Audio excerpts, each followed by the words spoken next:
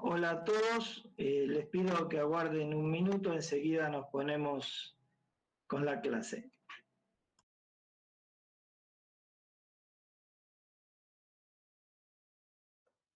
Bueno.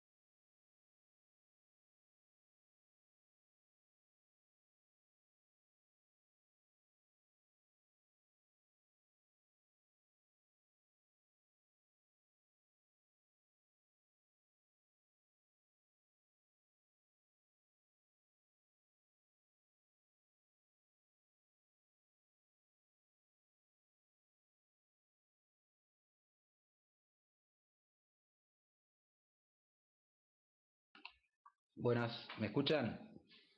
Sí, ¿qué tal? ¿Cómo andan? Perdón por la demora, pero no podía entrar con el link. No, no pasa nada. Hola, Lisandro. ¿Cómo va, Dani? ¿Qué tal? Bueno, todo listo, ya hice entrar a todo el mundo. Bueno. Así que, todos tuyos. Nos estamos viendo. Nos vemos más tarde. Ok, hasta luego. Suerte. Chao. Bueno, vamos a empezar con este tema que sería amplificadores de potencia.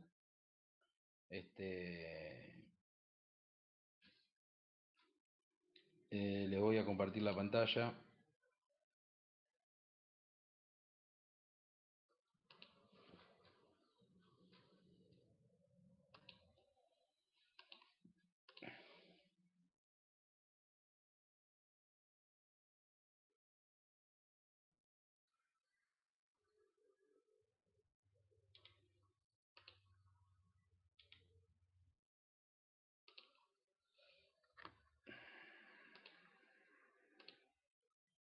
¿Lo ven todo ahí? Sí. Sí, se ve. Bien. Para que hay otro que quiere entrar.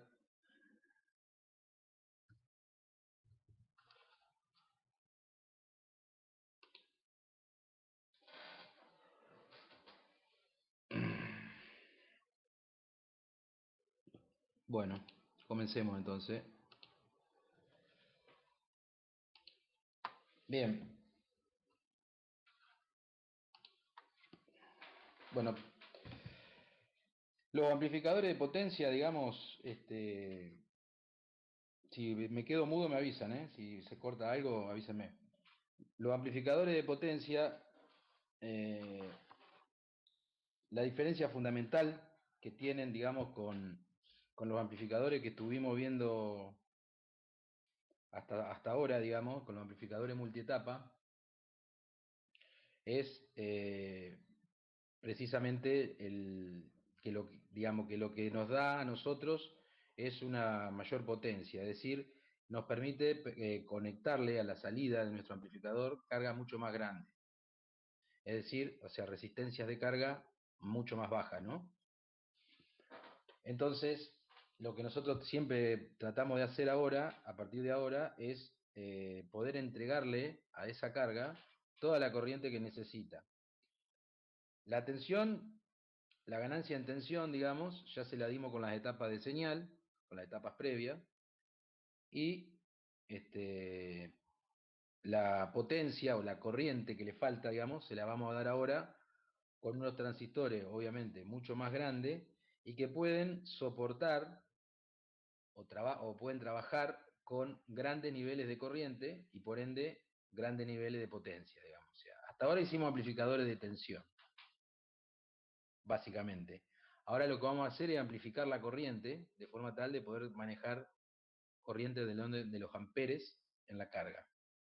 sea, las cargas nuestras ahora van a ser 4, 8, 16 ohm, ¿sí? Suponiendo que son parlantes, digamos, lo que vamos a hacer y que vamos a hacer un amplificador de potencia de audio, nosotros vamos a manejar cargas de ese orden. Entonces, y tensiones de alimentación del orden de los 25, 30 voltios. Entonces, las potencias que vamos a manejar van a ser importantes, digamos.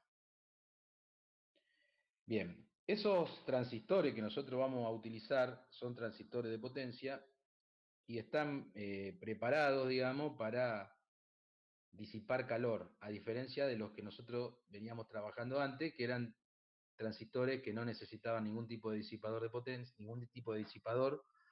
Su propia superficie alcanzaba, digamos, para disipar la potencia que generaban, digamos, ¿no es cierto?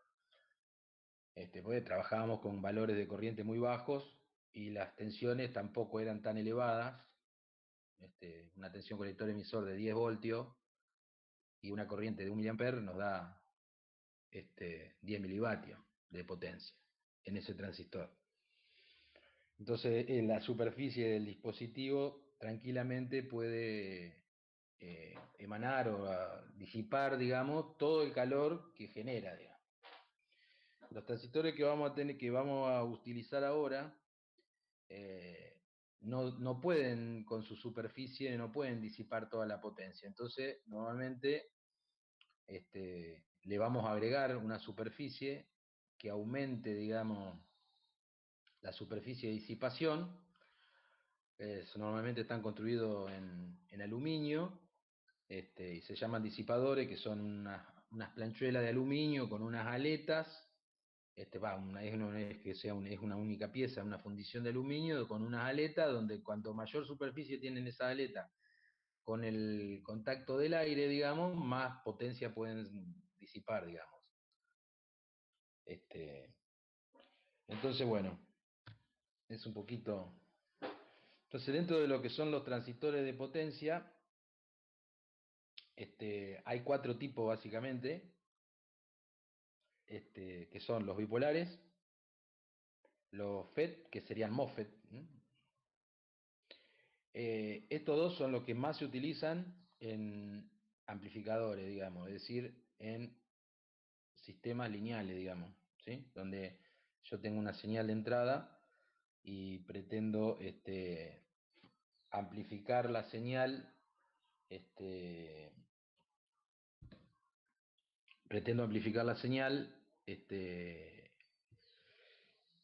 que digamos que la señal de entrada sea lo más fiel, la tensión de salida sea lo más fiel a la entrada, solamente amplificada, tanto en corriente como ahora tanto en tensión como ahora también en corriente, ¿sí? Esperen que voy a entrar a la clase con mi clave personal, así puedo ver, porque yo veo la pantalla de mi computadora, no los veo.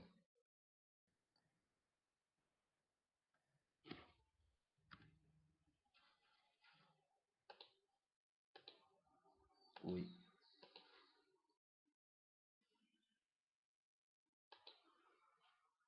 Así veo qué es lo que ven también.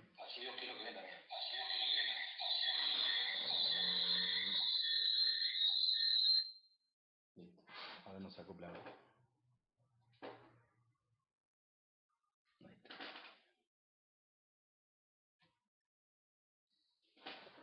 Bueno. ¿Me escuchan todavía?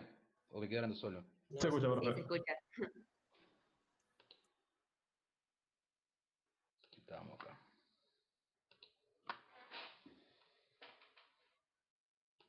Bien. Entonces, y bueno, eran los transistores bipolares y los JFET, ¿sí?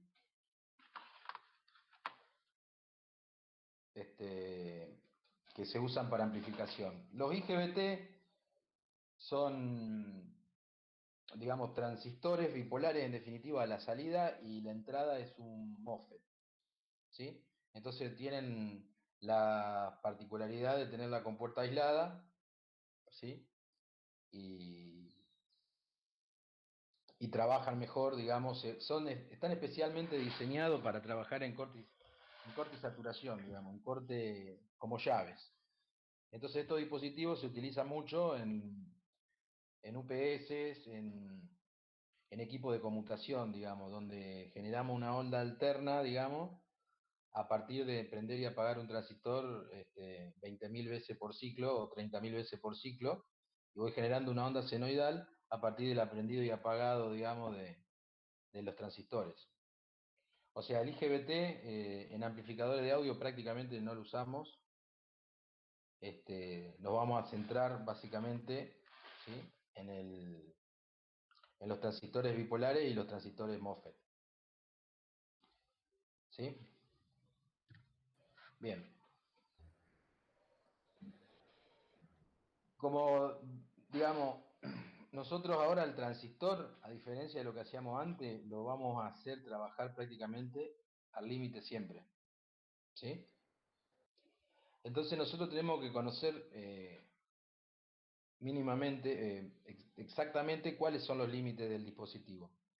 Entonces, tenemos que determinar una zona donde va a trabajar el transistor, y esa zona tiene que ser segura, digamos. Tenemos que asegurar que el dispositivo no se destruya. Bien, pero ¿qué es lo que pasa? Porque uno podría decir, bueno, agarro y pongo un transistor que tenga 5 veces más potencia que el transistor que estoy por elegir. Lo que ocurre generalmente es que los precios de los transistores suelen ser a veces más caros que el resto de todos los componentes. Entonces, o sea, yo con lo que sale el transistor me compro todos los transistores, el transistor de potencia, digo, ¿no? Me compro todos los transistores de potencia y me compro los capacitores de la fuente. Entonces, si uno sobredimensiona demasiado, ¿sí?, sobredimensiona demasiado el transistor, va a terminar que el circuito pueda salir más caro, digamos, de lo que... No va a estar optimizado en precio, digamos, ¿me explico? Entonces, vamos a empezar a definir lo que se llama el área de operación segura, ¿sí? Y vamos a empezar a ver los parámetros máximos que tienen todos los transistores. Bueno, por un lado tenemos la corriente máxima del colector, es decir, esa es la corriente máxima que tiene el dispositivo. Tenemos la corriente máxima, la potencia máxima, ¿sí? Potencia máxima siempre se da el fabricante da la potencia máxima suponiendo que el transistor está montado sobre un disipador infinito. O sea que en la práctica, digamos, cualquier transistor de potencia no va a poder estar sometido a la potencia que dice el fabricante, porque el fabricante lo mide con un disipador que nosotros nunca lo vamos a poder utilizar. ¿Sí? Porque siempre nos va a quedar, o sea, infinito no es que es un disipador muy grande que nosotros generalmente ese disipador no nos va a entrar en ningún gabinete, ¿sí? O sea, vamos a tener que elegir otro disipador, y la potencia a la que vamos a hacer trabajar el dispositivo generalmente va a ser mucho más baja que esa. Mucho más baja no, pero la mitad, un tercio. Bien, lo otro que nosotros tenemos que tener bien en claro son las tensiones de ruptura.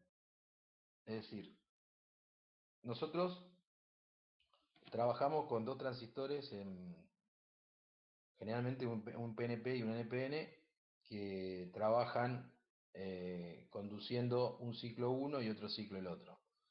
Cuando el transistor está apagado, digamos, y está conduciendo el par complementario, digamos, es decir, supongamos que es un PNP y un NPN, está conduciendo el NPN, el PNP va a estar apagado. Entonces el PNP va a recibir en su juntura colector base, ¿sí?, va a recibir una tensión inversa.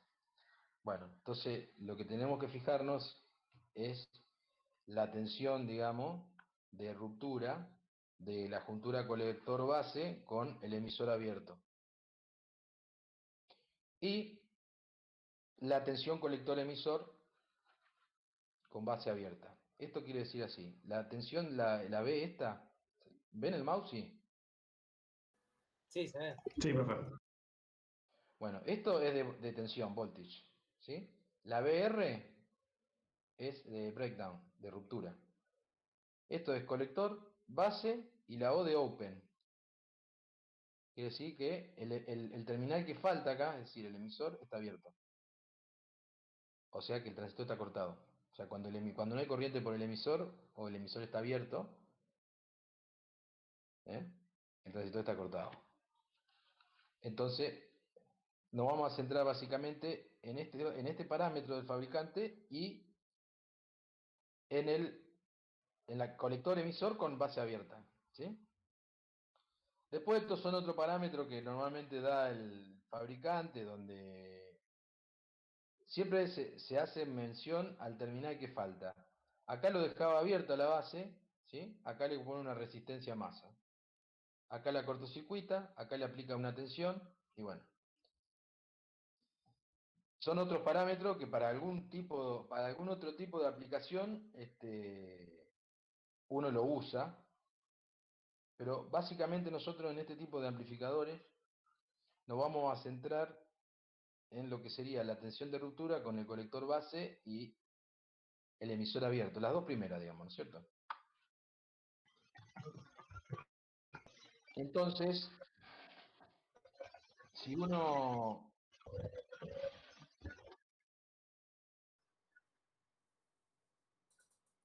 No sé si No soy sé yo el si que está soy yo el que está acoplando. acoplando. No sé.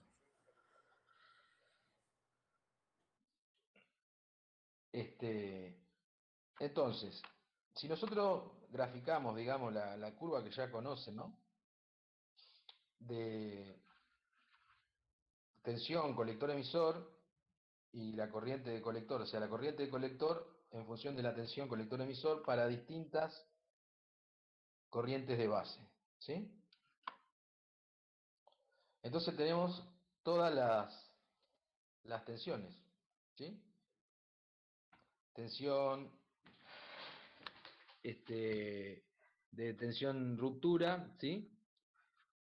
Fíjense que si elegimos, además, si elegimos la de base abierta, es la más chica de todas, ¿no es cierto? O sea, cualquier otra tensión como máximo va a ser una tensión colector-emisor en definitiva más grande. Entonces nosotros nos vamos a centrar básicamente en la tensión de ruptura con colector emisor con base abierta. Entonces, fíjense que el dispositivo entra en esta ruptura, pero mientras no pase la línea de curva, digamos, ¿sí? La línea curva esta, nosotros vamos en principio a estar controlando la potencia y el dispositivo no se quema. Si supera esta curva punteada, el transistor pasa a mejor vida. No sirve más.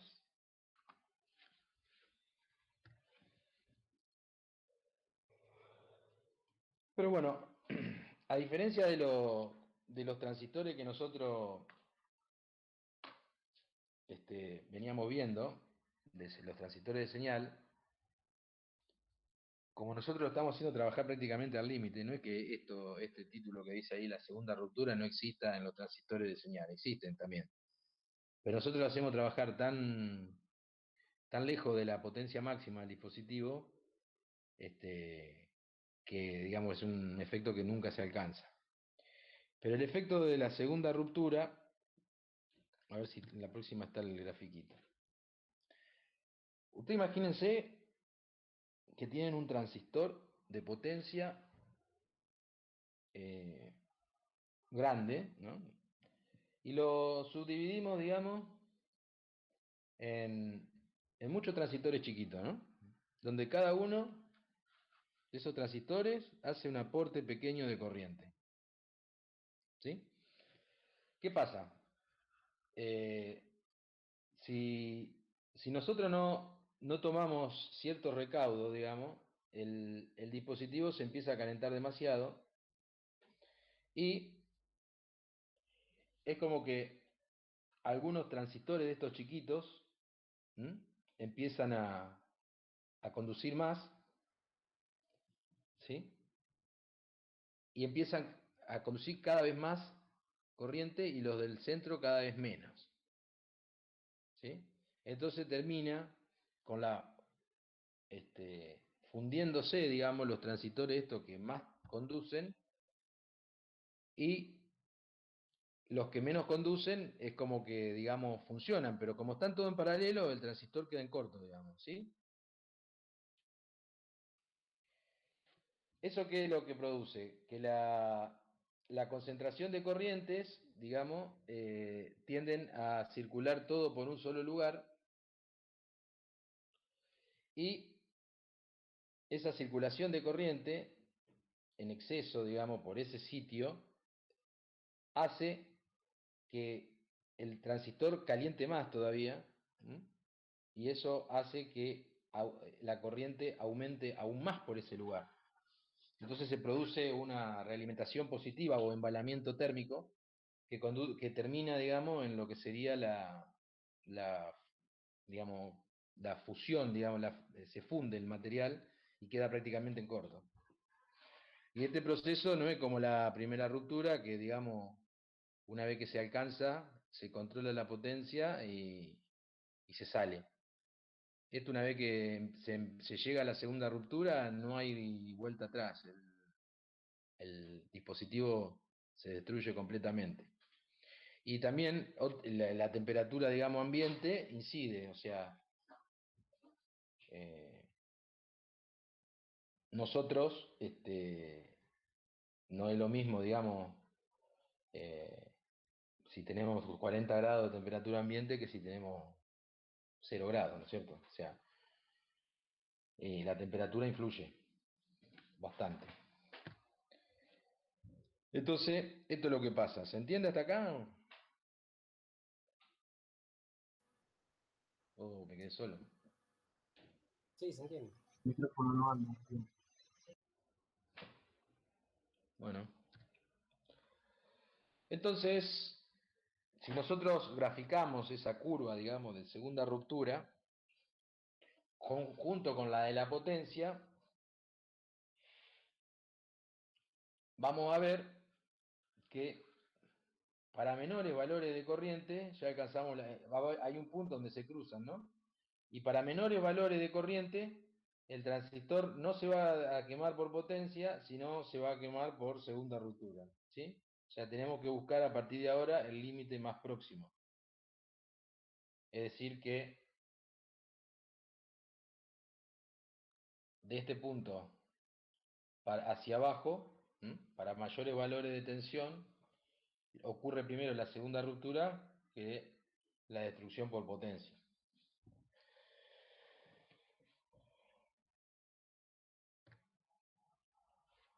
Entonces, bueno, de todo esto que venimos analizando, surge, digamos, el área de operación segura, que, bueno, es lo que más o menos le venía diciendo, que presenta las limitaciones descritas en forma compacta como curva de plano, la corriente de colector en función de la tensión colector-emisor. Normalmente se grafica en escala doble logarítmica. No, se grafica así. O sea, los dos ejes, el X y el Y, están en logarítmico. Y bueno, y tenemos, por un lado, la tensión colector-emisor con base abierta que vimos antes, va a ser el límite vertical. El límite vertical, el límite horizontal va a ser la corriente máxima, ¿sí? Y después tenemos las dos curvas. Primero la de potencia y después la de segunda ruptura. Y la segunda ruptura, normalmente en polarización directa, y también hay una segunda ruptura en polarización inversa, pero generalmente no nos representa un inconveniente, digamos, significativo. O sea, nunca pasa que el transistor, existe obviamente, pero nunca pasa que el transistor se queme por ¿cómo se dice? Por una polarización inversa. Porque, digamos, nuestro transistor está apagado, digamos. Si nosotros lo hiciéramos conducir al revés, en modo activo inverso, ahí entraría en juego, ¿sí? Ahí entraría en juego la segunda ruptura en polarización inversa. Entonces, si mezclamos todo lo que vinimos viendo hasta ahora,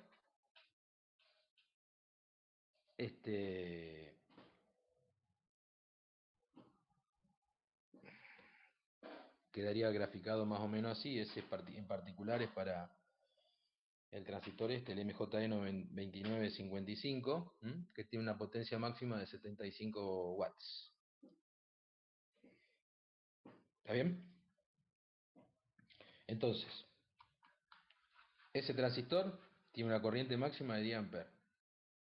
Tiene una tensión de 60 voltios de colector emisor con base abierta. Este tramo que está acá representaría la segunda ruptura, y este tramo que está acá representaría, ¿sí?, la potencia máxima. Normalmente uno lo grafica por eso está doble logarítmico, ¿no? Porque por eso por eso los veo rectos acá, porque es en X y en Y, entonces la exponencial yo la veo como línea recta. Si no serían cuadráticas, perdón. Si no serían cuadráticas.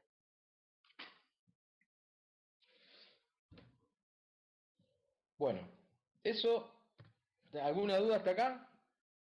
Esto es, bueno, la sigla esta es la F de forward, ¿no? Directa. Vía de polarización. La S de safe, operating area. Entonces, la área de operación segura en polarización directa. ¿Sí? ¿Alguna duda con los bipolares? Porque nos vamos a los MOSFET ahora. No, todo bien por ahora. Todo bien. Bien. Vamos a los MOSFET. Los MOSFET básicamente es todo igual, digamos, excepto que no tiene segunda ruptura. O sea que el área de operación segura nuestra va a ser un valor máximo de corriente, un valor máximo de tensión y un valor máximo de potencia. O sea que vamos en la parte, en las diagonales, digamos, las curvas diagonales, va a haber una única curva que va a unir la de tensión y la de corriente. ¿Sí? Que sería la corriente máxima de drenaje, tensión, ruptura, drenaje, fuente, tensión máxima de puerta fuente, y resistencia en conducción, drenaje, fuente, la RDSO. No, esto no lo usamos nunca porque nunca lo vamos a aprender y apagar como llave. Tensión de drenaje y fuente en conducción, VDC-ON. Entonces, la RDS-ON, que en realidad es para VG, la RDS-ON es cuando VGS vale 0, ¿no? Porque, digamos, uno tiene si uno hace trabajar el transistor en la zona resistiva, se comporta como una resistencia variable de tensión, el FET. Eso se acuerda, ¿no? ¿Lo vieron? Sí. Entonces, si uno hace que BDS sea menor que VGS menos VT, o VT, perdón, VGS menos VT, el transistor va a quedar en zona resistiva. Al quedar en zona resistiva, si nosotros hacemos, y bueno, queda en zona resistiva. Entonces, si después nosotros le variamos, le ajustamos la tensión VGS, va a quedar una resistencia entre drain y source controlada por la tensión de VGS. Entonces, para todos esos valores de resistencia, en particular para cuando VGS vale 0, se llama RDS-ON. ¿Estamos?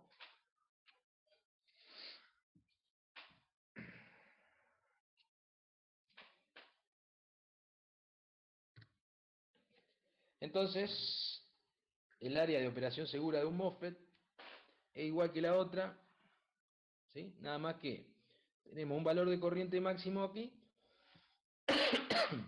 y después tenemos la curva a la diagonal, ¿no es cierto? Y la recta vertical.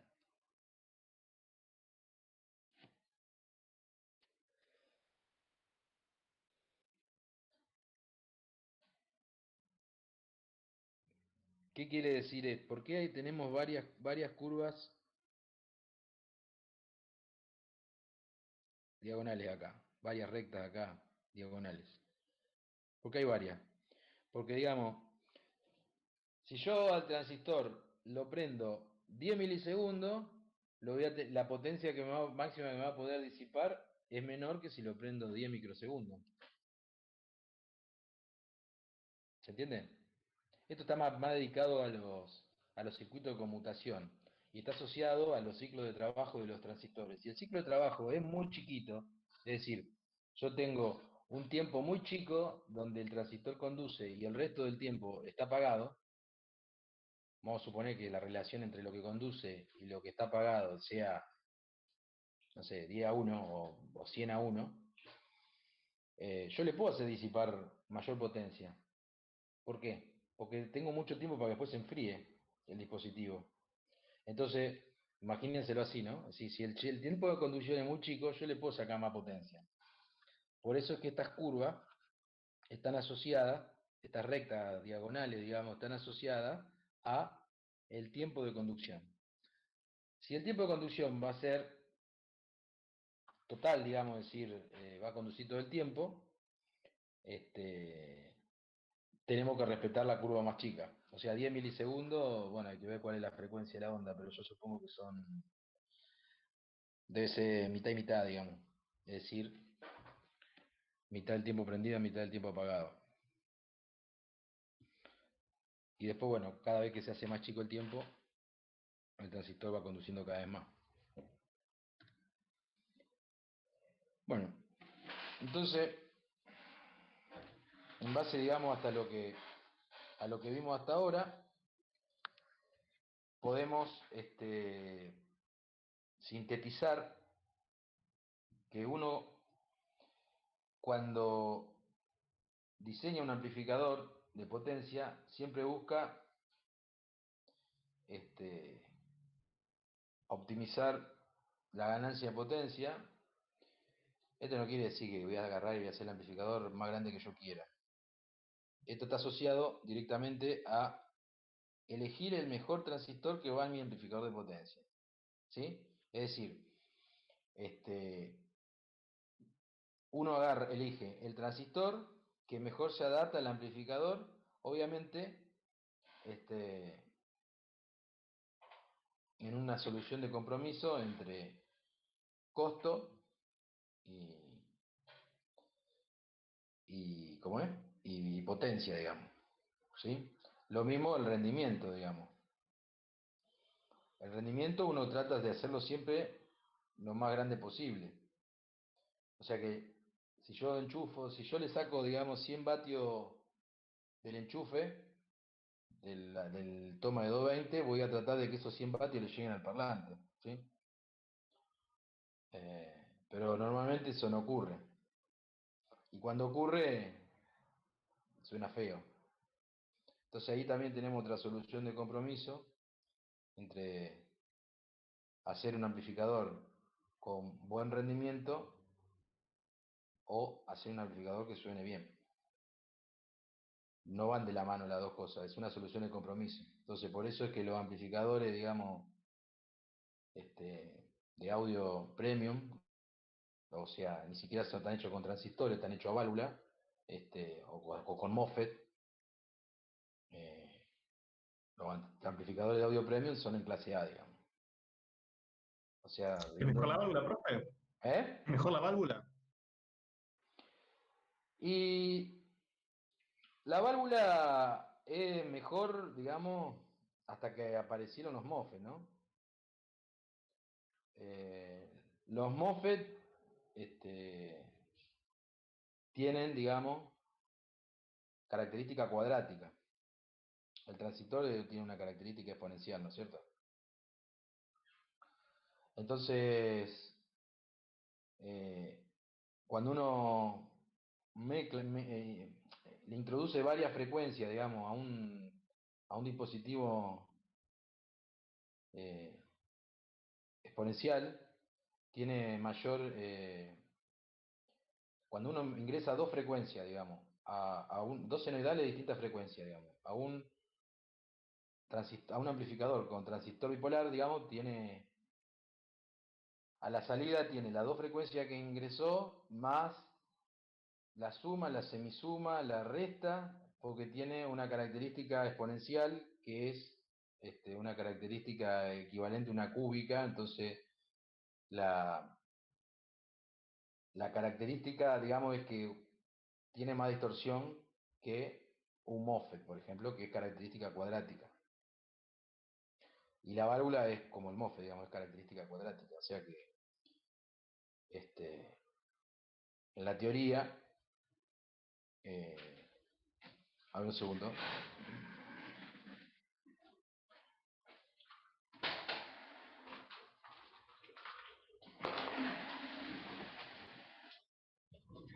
O sea, en la teoría, digamos, el amplificador construido con transistores MOSFET debería responder muy parecido a la válvula, digamos. Claro. De hecho, los amplificadores más caros están hechos con válvulas, digamos.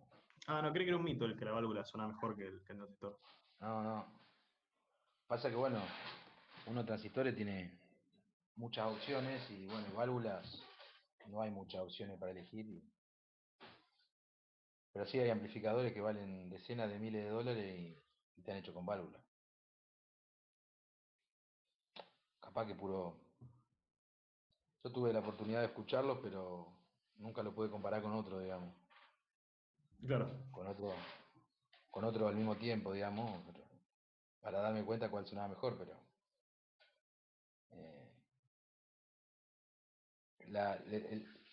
La teoría dice que las características son cuadráticas, entonces debería, en teoría, ser mejor, digamos, que Claro. el bipolar.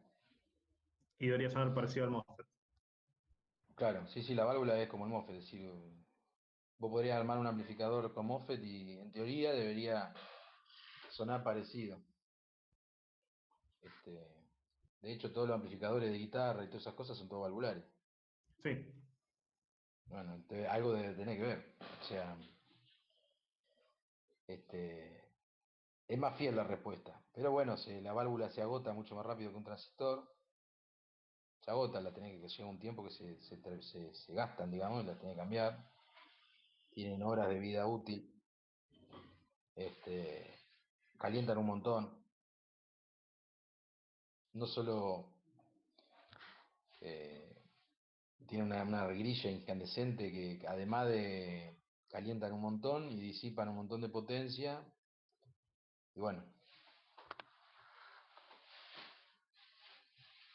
eso un poco. Entonces, volviendo al tema de los objetivos que está plasmado acá en la filmina, un poco lo que le decía hoy, que suponemos siempre que la ganancia de tensión se la da en las etapas previas y que solamente la etapa de potencia entrega la corriente.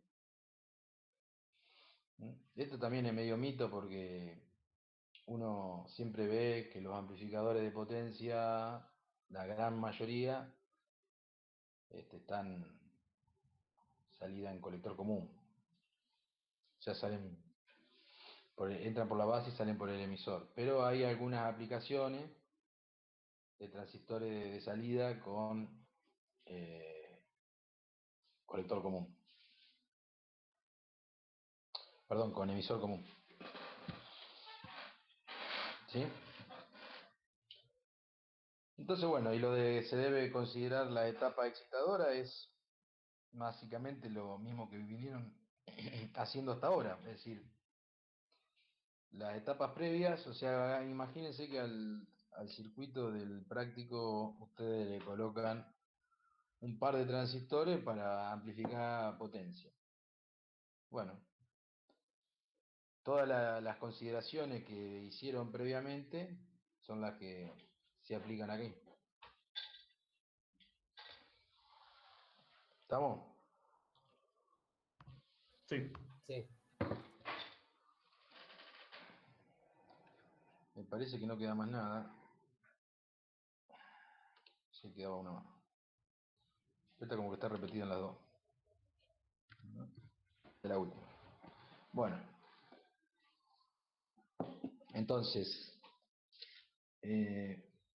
dentro de lo que son los amplificadores de potencia, tenemos lo que vamos a ver acá, ¿sí? Son las tres primeros. Clase A, ¿qué es lo que vieron hasta ahora? Todos los transistores, los amplificadores de señal que hicieron, el transistor nunca se corta ni se satura. Entonces toda la corriente circula a los 360 grados por el mismo dispositivo. ¿Sí? Todos, o sea, si se corta o se saturó es porque calcularon algo mal. En teoría, para la señal que se les pedía, deberían tener una de entrada, deberían tener una señal de salida más grande y poder reproducir fielmente la salida a partir de la entrada, solamente cambiándosele su valor de ganancia. ¿Sí? Entonces, tenemos el... Pero ¿qué pasa con esto, digamos?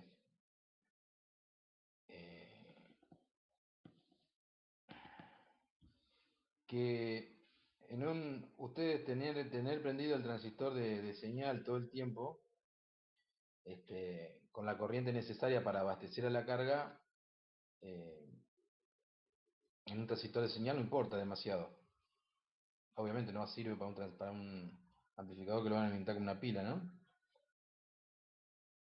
Pero en general esa potencia es muy baja y con una fuente de alimentación se sostiene y se mantiene y puedo darme el lujo, digamos, de tener los transistores, digamos, prendidos todo el tiempo, sin que se apaguen. Ahora bien, cuando uno tiene el amplificador, un clase B, ese transistor circula, conduce medio semiciclo y después generalmente tengo uno que es igual pero complementario, o sea, si uno es PNP, el otro NPN, donde se alterna la conducción, es decir, en un semiciclo conduce uno y en el otro semiciclo conduce el otro. Entonces, ¿eso qué quiere decir? Algo fundamental, que yo no voy a tener la corriente que necesita mi carga todo el tiempo disponible. Porque en el clase A, toda la corriente que yo tengo en polarización se la puedo entregar a la carga, pero cuando la carga no me pide, ¿sí? O la señal de entrada es muy baja, yo tengo disponible toda esa corriente en polarización en la etapa excitadora. En una clase B, ¿sí? La corriente por los dos transistores de salida es nula. Ahora lo vamos a ver bien con un gráfico, pero la corriente es nula. Entonces aparece el clase AB, que es una mezcla de las dos primeras, donde tenemos una pequeña corriente de polarización en los transistores de salida, que nos asegura que la señal no tenga que crecer cierto valor para que el transistor arranque a conducir. Ya lo tiene prendido, digamos, tiene prendido el NPN y el PNP. Están prendidos con una corriente muy baja, de forma que el rendimiento sea bueno, ¿sí? Y cuando la tensión crece, se va a apagar un dispositivo y el otro va a conducir cada vez más, cada vez más, cada vez más, hasta que la señal de entrada llegue a su máximo valor positivo, ¿sí? Y esa tensión es entregada a la carga. Ahora, cuando la tensión empieza a decrecer, esa conducción de ese dispositivo es cada vez menor, hasta que se produce el apagado de ese transistor y el encendido del otro. ¿Sí? Y bueno, y lo mismo para el semiciclo negativo. Pero sin señal, nosotros mantenemos una conducción entre los dos dispositivos permanente. Eso, la pregunta que me hacía vos antes, sobre las válvulas, ese prendido y apagado de los transistores, es lo que hace que no le pase un clase A, ¿no? En clase A no hay apagado, entonces no hay glitch, digamos, o picos de corriente y de tensiones en los dispositivos porque, digamos, están permanentemente prendidos. Entonces, en un amplificador como MOSFET, esa incidencia de prenderse y de apagarse hace que la onda, digamos, se distorsione mucho menos que con un bipolar. Ahí es donde está la mayor distorsión de los amplificadores, es decir, en la transición que los transistores de potencia pasan, digamos, del encendido al apagado y de viceversa, del apagado al encendido. Ah, hay una distorsión en esa computación. Claro, eso es la principal roña o la principal cagada que tienen los amplificadores clase AB. Pero si yo tuviera un clase Entonces, A, ¿por qué no pasa eso? ¿eh? En un clase A no pasa eso. No, porque los transistores conducen siempre, pero tenés 4 amperes, 5 amperes conduciendo permanentemente por la etapa de salida. Ah, claro. Entonces, a veces lo que uno hace, yo lo he hecho también, es hacer un clase AB, digamos, con mucha corriente, digamos. Con mucha, pero no tanta. Es decir, vamos a suponer 500 miliamperes o 1 amper. Vamos a suponer que la carga a máxima excursión requiere, no sé, 5 amperes y nosotros en polarización le damos 1 amper. Entonces, hasta que llegue la corriente, digamos, sea 1 amper por la carga, van a estar prendidos los dos transistores, el de arriba y el de abajo. A ver si hay algún dibujito. Esperen que cambie de diapositiva.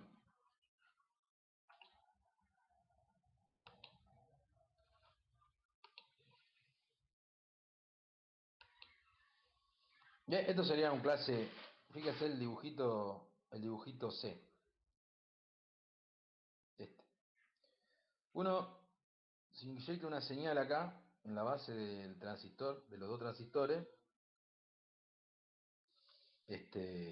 hasta que no superamos los 0,6 voltios, este transistor va a estar apagado. Y este también. Entonces, si la tensión empieza a crecer, a crecer, a crecer, cuando llega a los 0,6 voltios, este transistor arranca. Bueno, lo mismo para este otro en el semiciclo negativo. Si yo separo estas dos bases, ¿no? Y le hago alguna circuitería acá que me permita que los dos transistores conduzcan, ¿no? Y la corriente atraviesa Q1 y Q2, vaya de fuente a fuente y la corriente pase.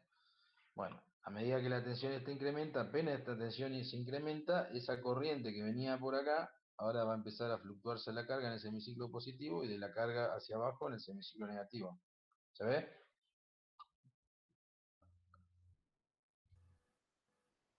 ¿Se ve o no? No termino de entender, profe. Yo con esa circuitería estaría forzando que circule la corriente que siempre. Claro, siempre una corriente entre Q1 y Q2. De fuente a Entonces, fuente, chicos, digamos. la tensión que necesito para poner a funcionar un transistor, para que entre en activa. ¿Cómo, cómo? Yo achicaría la tensión que necesito para que algunos de los transistores entren en activa. Esos 0,6 que necesitaba inicialmente. Claro, yo le agregaría entre las dos bases una circuitería que me garantizarían en polarización unos 0,6 voltios acá y unos 0,6 voltios acá. Entonces, cuando yo ya tengo apenas 10 milivoltios acá para arriba, este se apaga, este ya arrancó a conducir. Y no te voy a esperar hasta los 600 milivoltios, ¿no? ¿Y no funcionaría como un clase A eso, profe? Eso sería un clase AB, porque el clase A sería si para cualquier señal de acá positiva, el de abajo no se apaga, y para cualquier señal negativa, el de arriba no se apaga. Es un clase A. Ah, Un clase A tiene que conducir los transistores de los 360 grados. perfecto. No se tienen que apagar nunca.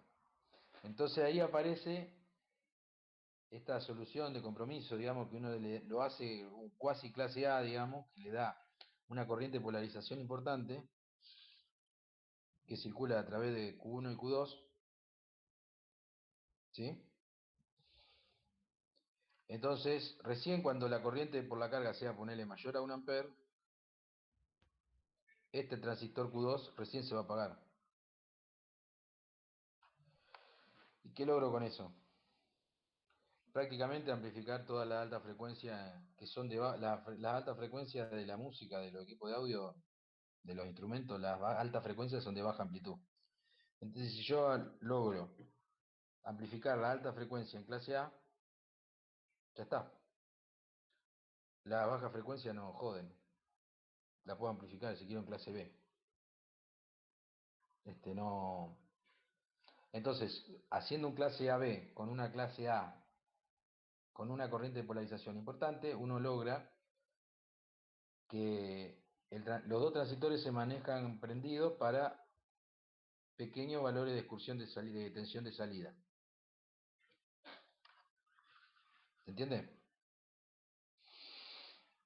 Sí.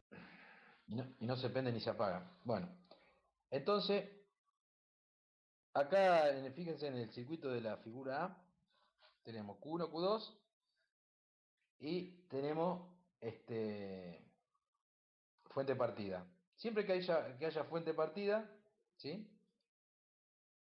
Vamos a poder acoplar la carga directamente, ¿ves? Como acá. Porque este punto medio se supone que está a 0 voltios. Pero acá, si yo hubiese conectado directo como en la figura C, no hay que vaya un capacitor ahí, ¿no? Esto es un dibujo que simboliza que acá tiene que estar abierto, porque si no, la corriente se va de más a menos, a fondo, digamos, y se queman los dos transistores. Tenemos dos junturas conectadas directo a la alimentación. Entonces quiere decir que acá hay una circuitería que hace que eso no ocurra. Estos son emisor común. Esta es una salida en emisor común, la C es una salida en colector común. La B es una salida en emisor común, pero con fuente simple. Entonces aparece el capacitor de salida para sacarle la componente continua al parlante. Si no, el parlante va a quedar así para adelante, ¿entienden? El parlante tiene que tener una componente continua nula. Porque si todo offset o todo, digamos, toda componente continua que tenga nuestro transistor, nuestro amplificador a la salida, es un desplazamiento que va a tener nuestro parlante para si es positiva hacia afuera y si es negativa hacia adentro. Y bueno, si tiene un pequeño valor de continua, cuando uno prende el amplificador, el parlante se va a posicionar más adelante y a partir de ahí empieza a oscilar. Entonces, estoy sacando, digamos, excursión de salida. Los parlantes tienen una excursión de 5 milímetros. ¿Sí? Entonces, si yo ya lo corro un poco hacia un costado, voy a estar llegando al límite en breve. ¿El parlante lo ¿Entienden o no? considera una resistencia pura? ¿Eh? ¿El parlante lo considera una resistencia o una carga resistiva pura? ¿El parlante? Normalmente uno al parlante lo modela como una resistencia para el amplificador, pero en realidad tiene de todo. Nada más. ¿Eh? Bobinado el parlante. Sí, es una... El parlante es una impedancia, digamos, con una parte inductiva. En realidad es un RLC, digamos, ¿no? Porque tiene... o es un RLC serie, donde uno tiene, digamos, el modelo sería RLC serie, donde uno tiene la resistencia eléctrica, la inductancia y una capacidad que sería, digamos, la compliancia del parlante, que sería la suspensión, digamos, ¿no? Porque todo eso produce un efecto sobre el dispositivo, digamos, que bueno, se modela así.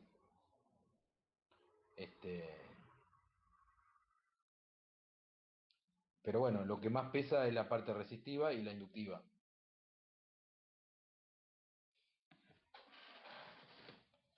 Y bueno, y acá en la imagen D que tenemos acá, tenemos dos transistores complementarios alimentados con fuente simple, en colector común.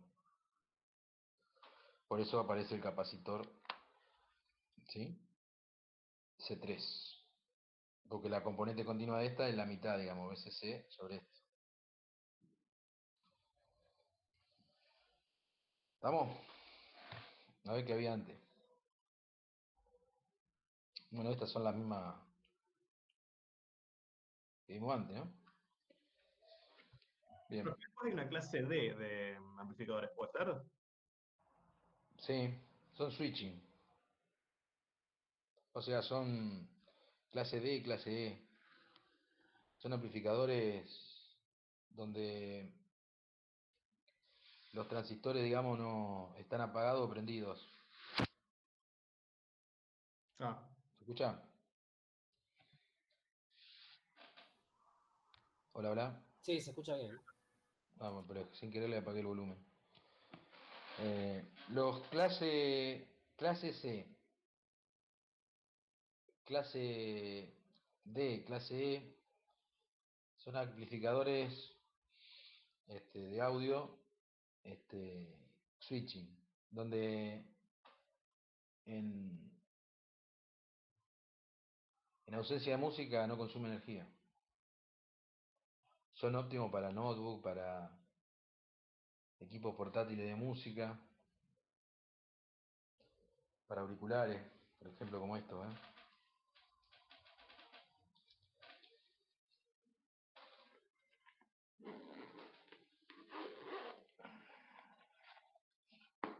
Los auriculares estos que son todo inalámbricos, están todo hechos a batería, digamos, y están todo, el amplificador está colocado acá, va sin cable esto, y bueno, el rendimiento, ahí uno prioriza, ¿no? Que la batería dure más tiempo, entonces usa transistores, amplificadores que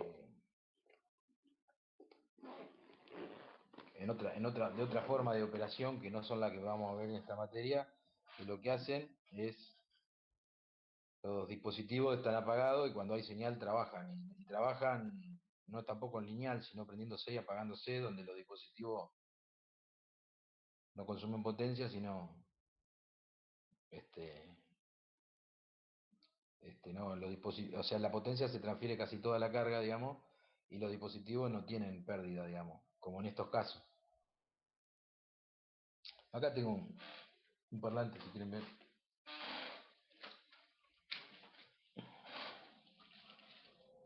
Le cambié la suspensión acústica. ¿Lo ven ahí? sí.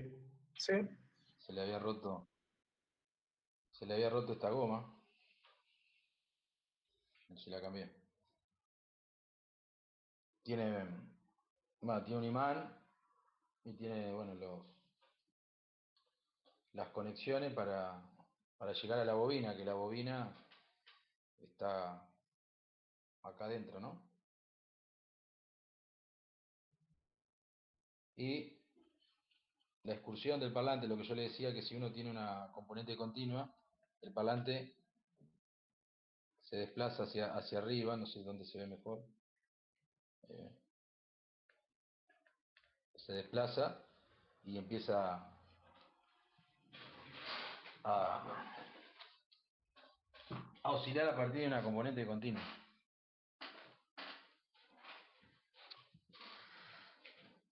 ¿Estamos acá? Sí. Bueno, a mí me gusta todo esto, por eso.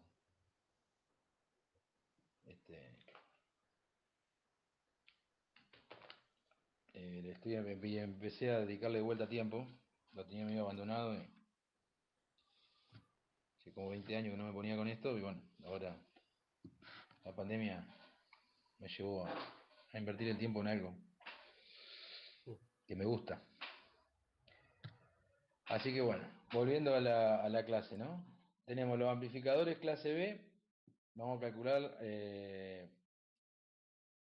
la potencia y el rendimiento, ¿no?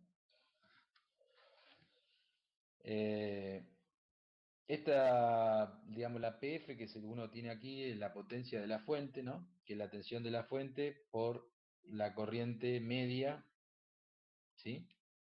Del colector. ¿Se vio o no? Sí. Entonces, cuando uno pasa de valor medio a valor de pico, ¿sí? Aparece este 2pi acá hinchando, que es la relación entre valor medio y valor de pico. ¿Sí? Entonces, nosotros nos interesa la corriente de pico para poder dimensionar nuestro transformador, ¿no? Y nuestra fuente en realidad. Entonces la corriente de pico es, digamos, la tensión de pico sobre la resistencia de carga. Acá estamos suponiendo que el transistor se saturó y que toda la tensión de la corriente, toda la tensión, y se saturó con tensión cero, ¿no? Imagínense acá, el de arriba. Se saturó con tensión cero, o sea que la corriente de pico va a venir toda la resistencia. Cosa que no pasa en la práctica, ¿no? Lo que menos vamos a querer es que el transistor se sature. Además, siempre vamos a tomar recaudo cuando dimensionemos la señal, la fuente de alimentación, para que nosotros con nuestra tensión tengamos siempre 2 o 3 voltios para que el transistor no se sature. Pues esas alinealidades, digamos, tanto la saturación como el corte del transistor, porque digamos, cuando el 1 se satura o conduce, el 2 está cortado, ¿no? ¿Lo ven ahí? Sí. Cuando este conduce, le está cortado. Y si este conduce, y encima se satura, me deforma totalmente la señal. Entonces, lo que uno siempre trata de evitar, más que nada, es la saturación. El transistor tarda mucho más tiempo de volver al estado lineal o a la zona activa a partir del corte, mucho menos tiempo a partir del corte que de la saturación. Si se satura el transistor, para que vuelva a la zona lineal tengo que sacar un montón de portadores minoritarios de la base hasta que el transistor se acomoda, y a partir de ahí después se puede llegar a apagar. Mientras tanto sigue conduciendo. Entonces lo que hay que evitar en todo amplificador es la saturación de los transistores. Eso es lo que más deforma la señal. Bien, entonces volviendo a la fórmula, tenemos la corriente promedio, la de pico, es la tensión de pico sobre la resistencia. Entonces la potencia, como que metemos este valor aquí, la potencia me queda 2 sobre pi, la potencia de la fuente, me queda 2 sobre pi por la tensión de fuente, por la tensión de pico sobre RL. O sea que la máxima de la fuente es cuando la de pico es igual a BF. Por eso queda BF cuadrado, ¿sí? Entonces 2 sobre pi es 0,63, 63, toda esta bola que está acá. Entonces me queda b cuadrado, 0,63 de b cuadrado, BF cuadrado sobre RL. Y la potencia en la carga, ¿qué va a ser? La potencia PL sobre la resistencia es, la tensión es b cuadrado sobre RL. Entonces, ¿cuál va a ser b cuadrado? ¿Cuál va a ser BL? Máximo.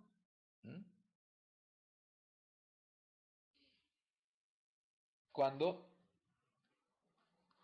sea la de la fuente. Ahí va a ser máximo. O sea, suponiendo que uno se murió, digamos, se quedó hecho un cable. O sea, se saturó. Entonces toda la tensión BF queda en la carga. Entonces, BL al cuadrado es B de pico al cuadrado sobre raíz de 2 al cuadrado, ¿no? Sobre RL, entonces me queda que la potencia es 1/2 de BL al cuadrado sobre RL. ¿Cuándo va a ser máxima? Cuando BL de pico, el pico de la onda acá, sea igual a este. Entonces acá me queda que es 1/2 de BCC de BF al cuadrado sobre RL. ¿Qué quiere decir esto? Fíjense la fórmula, que en nuestro amplificador, digamos, la resistencia, la impedancia de salida, juega un papel importante, ¿sí o no? Si nosotros ponemos al mismo amplificador le conectamos una salida le conectamos una resistencia en vez de 8 de 4 ohm, nuestro amplificador va a tener el doble de potencia. Pero bueno, los transistores Q1 y Q2 tendrían que estar preparados para ese parlante que le vamos, para esa corriente que le vamos a sacar. Porque no es mágico, digamos, o sea, yo le pongo un parlante, una resistencia que sea la mitad, y bueno, la tensión va a ser la misma acá. Y siempre y cuando Q1 le pueda entregar más corriente de la que le venía entregando, ¿no? Si todo eso ocurre, cuanto más chica la resistencia, más grande la potencia. Bueno, entonces ahora si nos tomamos el trabajo de hacer la potencia, digamos, de la fuente, de la carga, sobre la potencia de la fuente, es de esperar, ¿no?, que no toda la potencia que le saco al enchufe llegue al parlante. Ninguno, ni el mejor amplificador del mundo, tiene rendimiento del 100%. Siempre hay pérdidas, siempre hay... Pero bueno, cociente entre la potencia en la carga y la potencia de la fuente, y llegamos a esta expresión que es pi sobre 4 por el valor de pico de la tensión dividido en la B de fuente. Y bueno, cuando la B de pico en la carga es igual a la B de fuente, que sería el máximo rendimiento que nosotros podemos tener, ahí nos queda directamente pi sobre 4, o sea, 78,5%.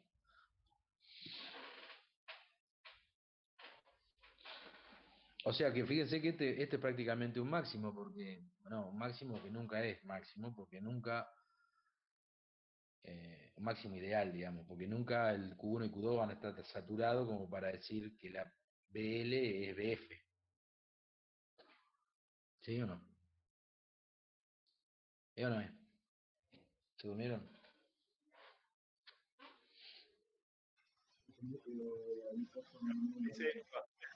Sí, esa es la idea. ¿Están dormidos? ¿Cuántos son? ¿12? Va, yo estoy 2 veces, así que son 11 nomás.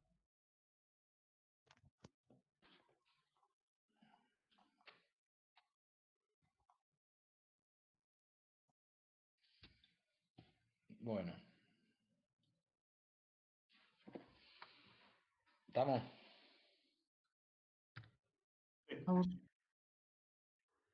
¿Mm? Bien. Entonces, ahora viene todo el análisis, porque ya, bueno, tenemos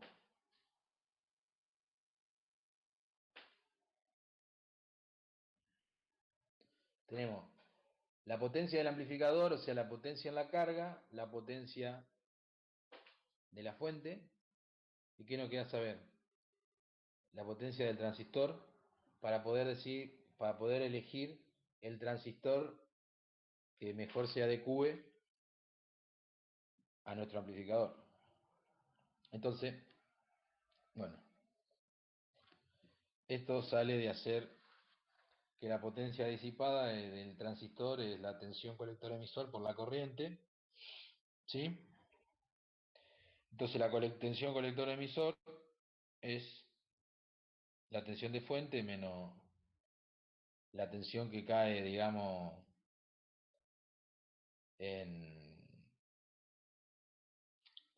menos la corriente, digamos.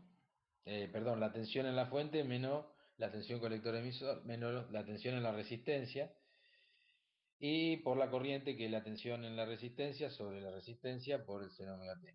¿Sí? Hacen distributivo acá y acomodan. Entonces la potencia lo integran en un periodo y llegan a la conclusión de que es BF por BL de pico dividido pi RL por 2 menos BL al cuadrado. Entonces, si lo acomodan distinto, una parte de esta expresión es la potencia de la fuente y la otra es la potencia del parlante. Es decir, 2pi BF es la potencia de la fuente menos la potencia del parlante.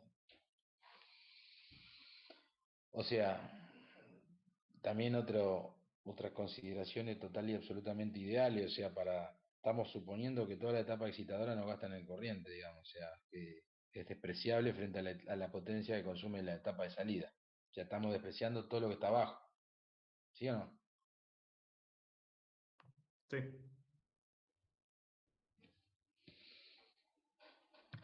Bien. Entonces, bueno, ahora vienen estas filminas donde tenemos potencia y rendimiento, potencia máxima en los dispositivos, hacemos la derivada de la potencia respecto a la tensión y la igualamos a 0, y cuando lo reemplazamos en la expresión, nos da la ecuación, nos da que la potencia máxima que va a disipar el transistor, ¿sí?, es 0,2 veces aproximadamente la tensión de BF al cuadrado sobre RL. ¿Sí? Esa es la potencia que va a disipar cada transistor.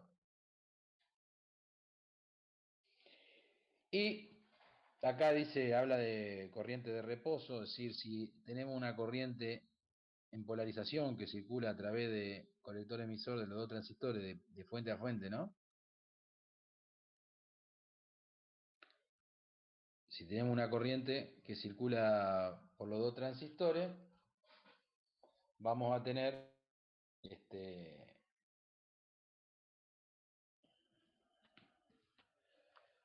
que sumarle este término, que es la potencia del punto de trabajo. Por eso que yo le decía, ¿no?, que cuando uno lo pone en clase A, casi una clase A importante, generosa, que le hace circular una corriente importante por acá, ¿sí?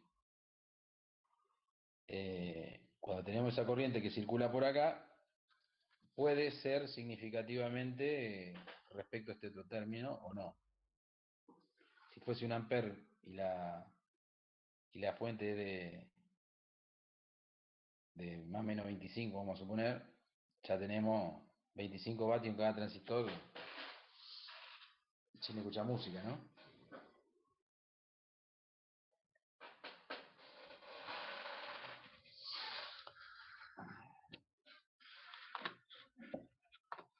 ¿Estamos? Sí, Ah, me comí una. Y para fuente simple, si hacen todo el desarrollo para fuente simple, BS se llama porque es fuente simple, es al cuadrado sobre 20 RL. O sea que es mucho menos, digamos. Este sería 1 sobre 10, ¿no? 2 sobre 10. 2 sobre 10. Claro, 2 sobre 10 y el otro, o sea que un transistor, 2 sobre 10 son 5. O sea que un amplificador con fuente simple, los transistores disipan 4 veces menos.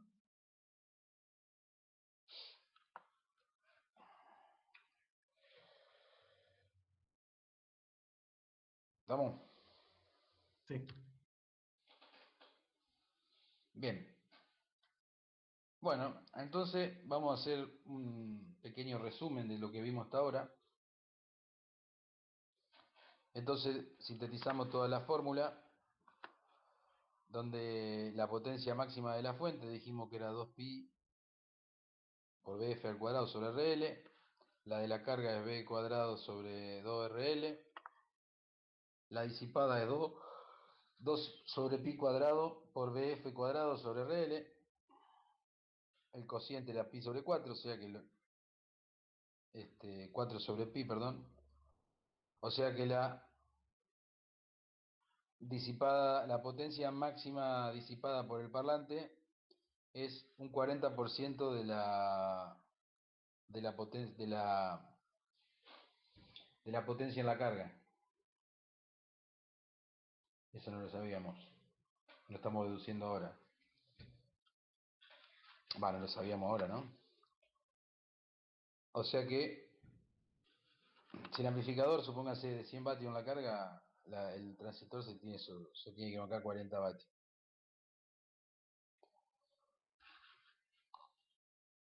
Va a disipar 40 vatios. No voy a poder elegir un transistor de potencia máxima 40, sino que voy a tener que elegir uno de potencia máxima 80. ¿Está bien? Entonces, la potencia disipada es la potencia en la carga, en la fuente menos en la carga. Acá hay algunas leyendas que se las voy a leer. La expresión 4 es un buen punto de partida para el cálculo, pero las potencias disipadas reales son mayores. O sea que la potencia real que va a disipar el dispositivo es mayor. Las expresiones 2 y 3 no se dan simultáneamente. O sea, nunca la potencia es máxima en la carga y en la fuente. Perdón, en la carga y en el parlante nunca son máximos al mismo tiempo. ¿Se entiende? O sea, porque son ondas senoidales, digamos. Cuando disipa uno, el otro no disipa tanto. ¿Entendés? No se dan las dos potencias máximas simultáneamente. Eso tiene que ver también con con el equilibrio de la fuente. La fuente siempre entrega la misma potencia, ya sea a la carga o al transistor, y se van alternando. La potencia que entrega la carga de la fuente va a ser siempre la misma a un mismo nivel, digamos, de entrada de tensión. La expresión 5 es de cumplimiento permanente. Sí, esto no hay vuelta.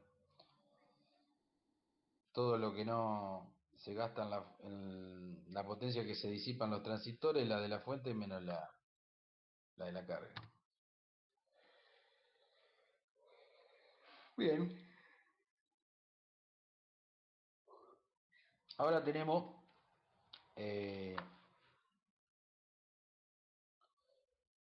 esta gráfica donde tenemos relaciones, digamos, de tensión y tenemos diferentes curvas, ¿no?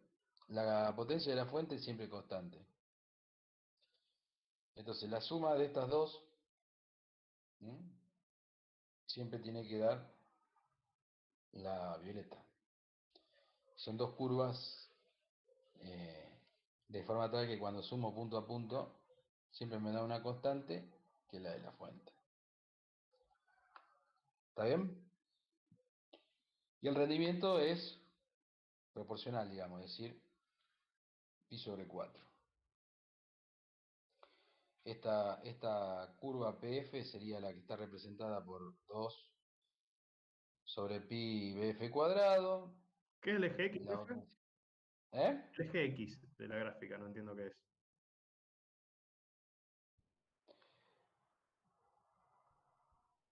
Yo no me acuerdo tampoco, pero para que lo deducimos.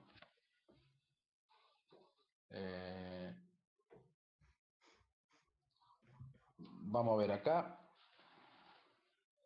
En el punto en 0,65, que es 2 sobre pi, está el máximo de la potencia disipada.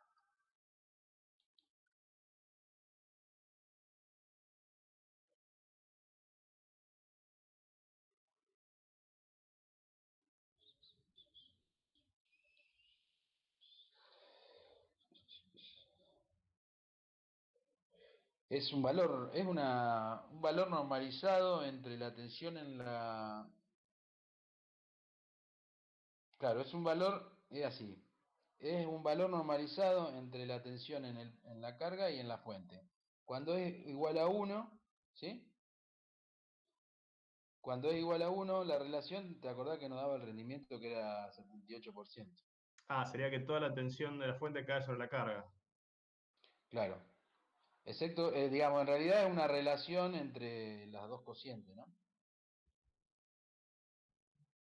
Cuando cuando la relación esa entre la tensión en la carga y en la fuente es 1, que son las dos iguales, así que toda la tensión cae en el parlante, ahí tenemos el máximo rendimiento. Ah, está bien, que es la situación más ideal. Exacto.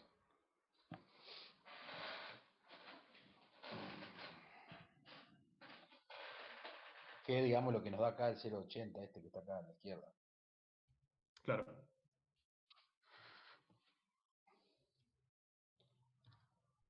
Bueno.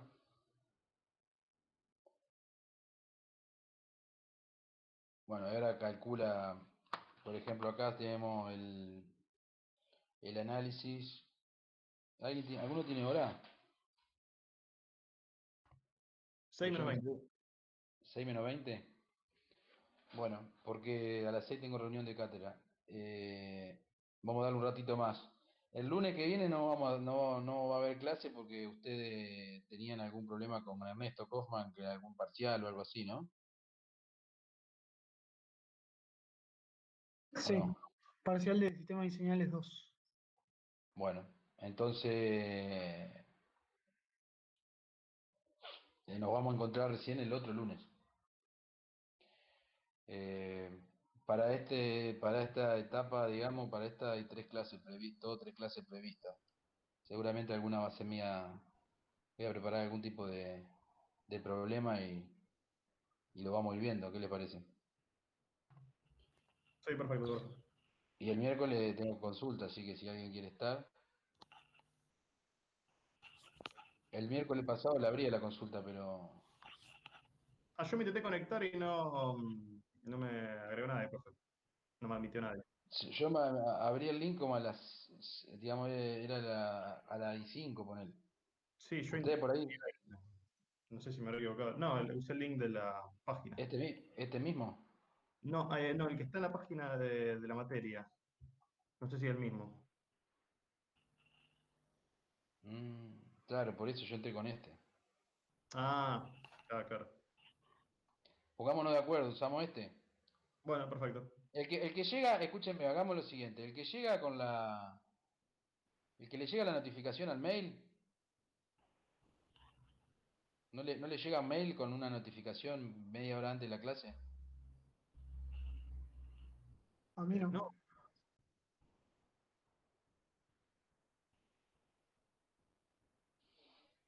Bueno, usamos este link. ¿Le parece? perfecto.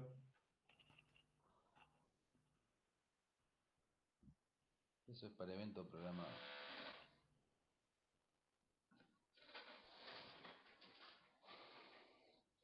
Bueno, entonces vamos a hacer análisis de la potencia instantánea disipada en los dispositivos.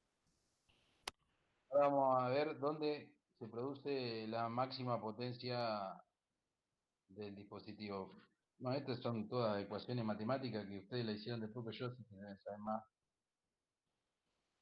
de derivada y esas cosas que yo, porque todavía me acuerdo bastante, ¿eh? Pero bueno, derivan respecto a omega t y igualan a 0 y sacan que, o sea,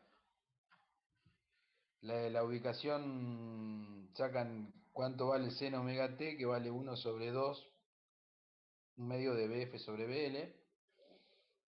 Bueno, acá es lo mismo que antes, ¿no? Arriba acá la potencia disipada es bce por ic igual a bf menos bl por seno omega t. Entonces acá hacen la distributiva igual que hoy, debe hacer la derivada para saber dónde carajo está el máximo, lo igualan a 0 y sacan cuánto vale el seno omega t, hacen BL igual a BF, entonces máxima potencia de la fuente y después tenemos la máxima potencia de los dispositivos. Entonces la máxima potencia de la fuente se da para omega t igual a 30 grados y omega t igual a 150.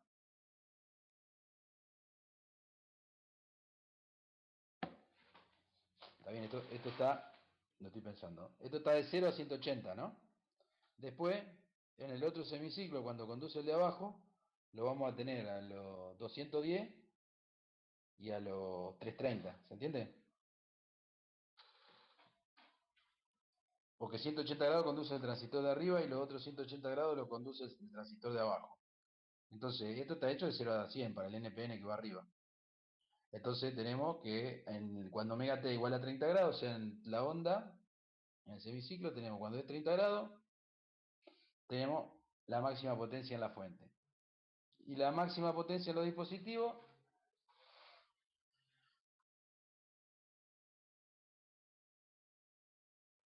la tenemos cuando omega t es igual a 51,5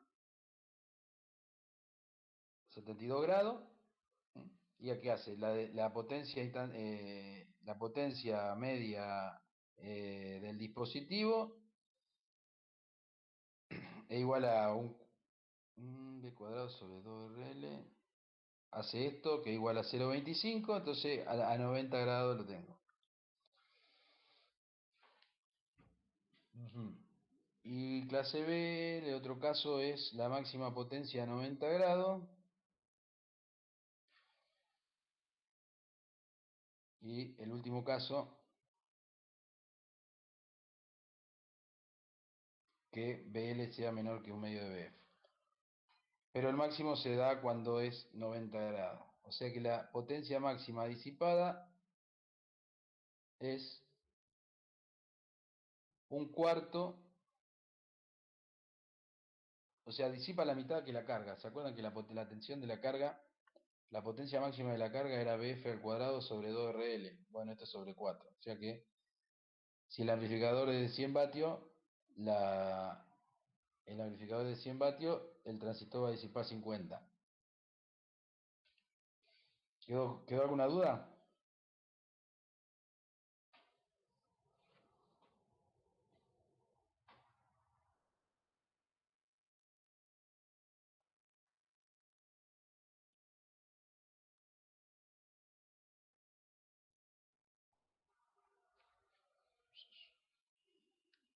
Me quedé mudo.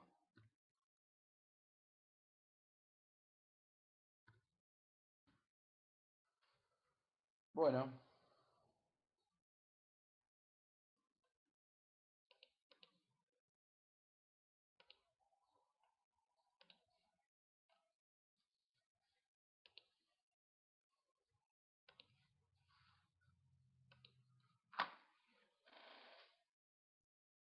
¿Siguen ahí? Sí, profe. Sí, sí. Bueno. ¿Tienen alguna duda o si ya está, seguimos el próximo lunes en 15 días?